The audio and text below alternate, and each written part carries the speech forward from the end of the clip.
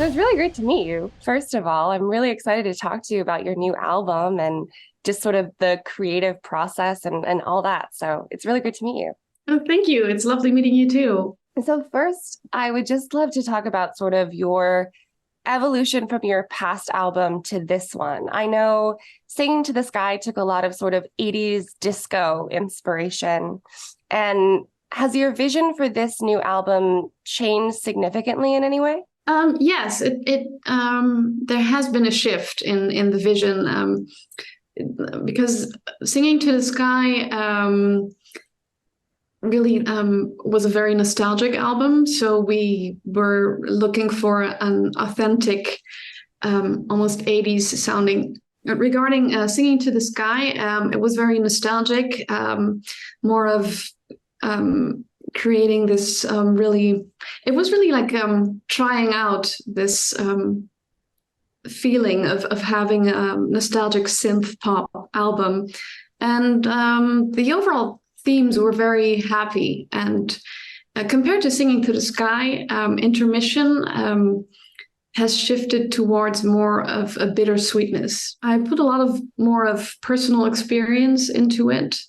And I think what my goal was trying to convey the beauty of the bitter moments in life to I think it can be very encouraging for people to, at least that's what I hope, is that they'll listen to some of the songs and can see the beauty of breakups or of heartbreak.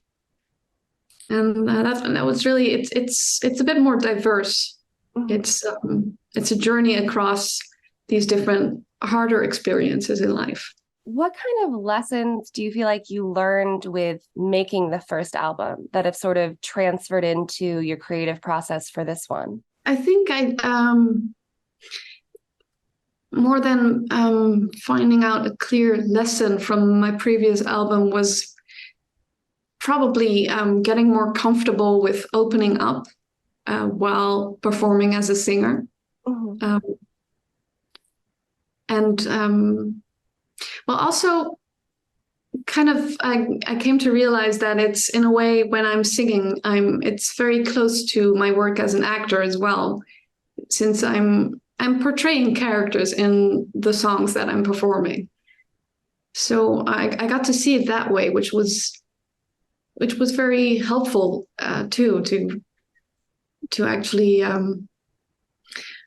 be a character in my songs. Yeah, it's funny. Actually, one of my next questions was about sort of your history as a voice actress, and if there are any sort of things from that you found transfer to this. So clearly, in a way, yes, you have,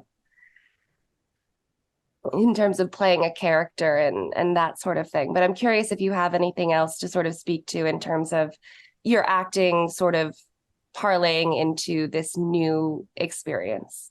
Well, it's a different form of expression, and I just really enjoyed diversifying the ways to tell these stories through characters, through songs, and it's just approaching things from a different side, which is really fun and interesting to do. Are there any particular tracks on this new album that you're either especially proud of or you feel like were especially challenging to get just right for whatever reason? Well, there are tracks on the album that are cover songs of existing songs from the 80s, and there are original songs. So in the original songs, I got to tell sort of my own story, but I'm also very, very proud of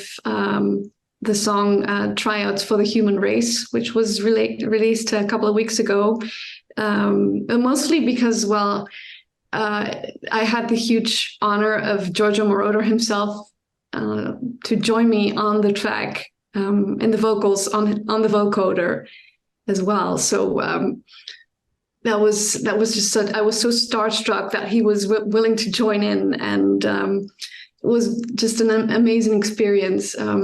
It's a song with a lot of humor, so we really had fun working on it, and I'm just so happy with how it turned out. How did that collaboration first start for you guys? Well, it was interesting. Sort of the first step of collaborating with Jojo Moroder happened coming from my work on the soundtrack for the game Wanted Dead, which Rainy Shockme, who's a producer that works with Jojo very closely. He worked very intensely on the soundtrack of Wanted Dead. And from one thing to another, Jojo, through Rainy, I received word that Jojo was interested in working with me directly. Mm-hmm. So he was already an executive producer on the last album, Singing to the Sky.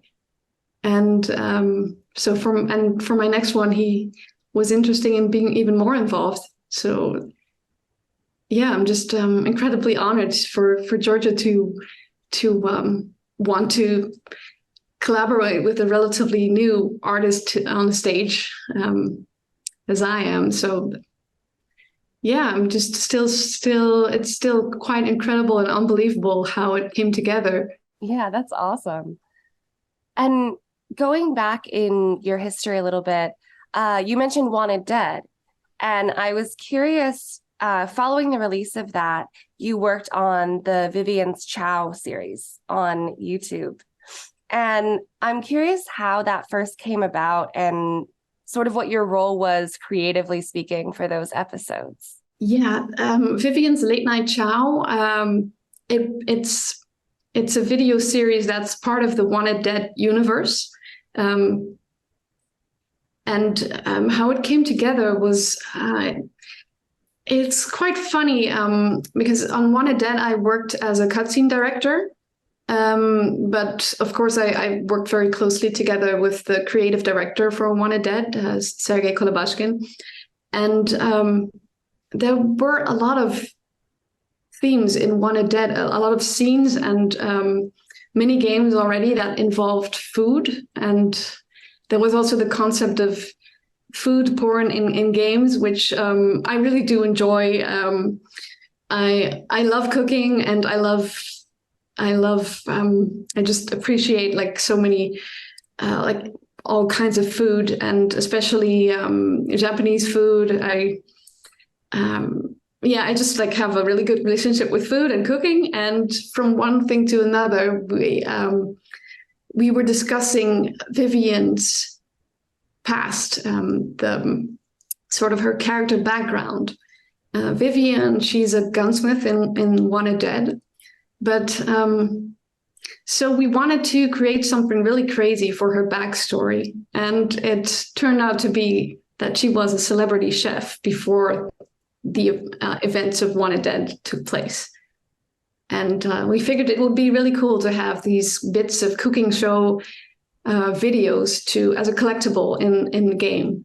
And that's how it came to be. We actually came up with this crazy idea of creating a real life film project, basically just to put it in the game, and which was really cool because aside from doing the motion capture and voice acting for Vivian, I also got to actually portray her on screen, and we just had such a blast doing the cooking show. Did you have a say in which foods each episode was? Yeah, I did bring in a lot of ideas, especially the Japanese dishes, the tonkatsu and ebi fry, which were my ideas probably. And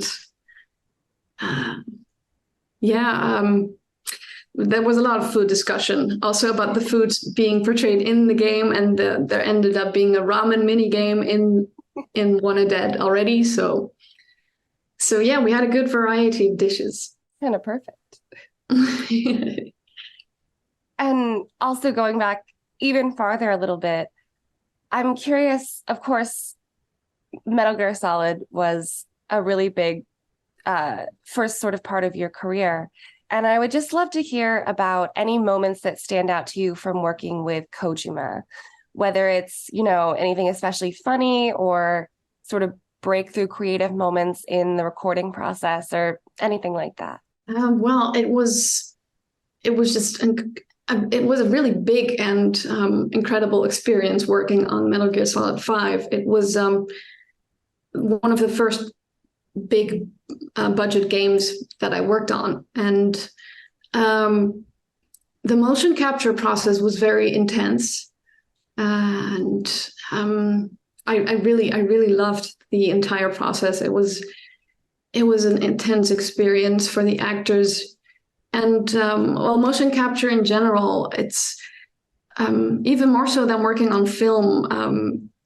It feels like you're so immersed in the world that you're in as a character, and that was a really beautiful experience. And what was really cool was how devoted Kojima was to bringing the characters to life.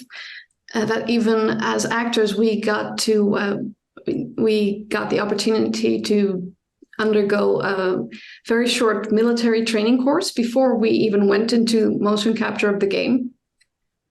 So there was Mori-san, who in Tokyo was the military advisor for Metal Gear Solid 5, and I believe also he worked extensively on previous Metal Gear projects.